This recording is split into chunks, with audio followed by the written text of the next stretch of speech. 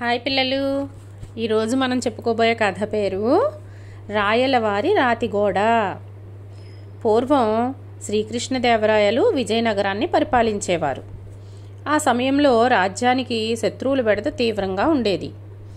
రాజ్యాన్ని వారి బారి నుంచి రక్షించుకునేందుకు చక్కని సలహాలు, సూచనలు ఇవ్వాలని ఆస్థానంలోని వారిని, సైన్యాధికారులని కోరారు రాయలవారు.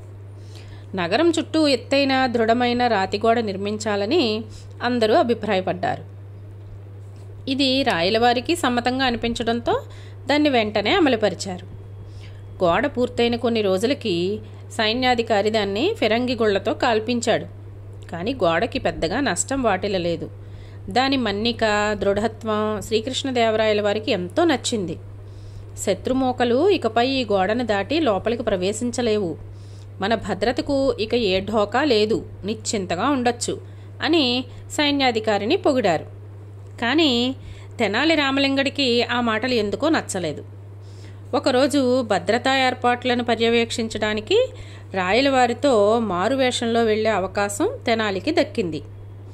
ఇద్దరూ చుట్టూ కట్టిన రాతిగోడ ప్రవేశద్వారం దగ్గరకు వెళ్ళి అక్కడే ఉన్న సైనికులతో, మేం వర్తకులం, పక్క రాజ్యం నుంచి వస్తున్నాం, మాకు మీ రాజధానిలో పని ఉంది, వెంటనే లోపలికి వెళ్ళాలి అని అడిగారు.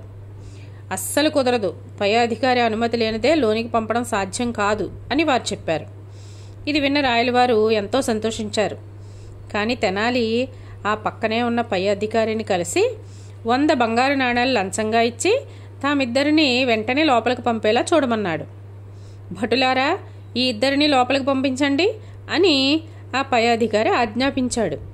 జరిగింది చూసి ఆశ్చర్యపోతున్న రాయలవారితో, ప్రభు, అధికారుల్లో లంచగొండితనం ఉంటే గోడ ఎంత దృఢంగా ఉన్నా ప్రయోజనం శూన్యం. నిజాయితీపరులైన అధికారులే మన సామ్రాజ్యానికి అసలు సిసలు బలం అన్నాడు తెనాలి. మరుసటి రోజే ఆ అధికారిని విధుల్లోంచి తొలగించారు రాయలవారు.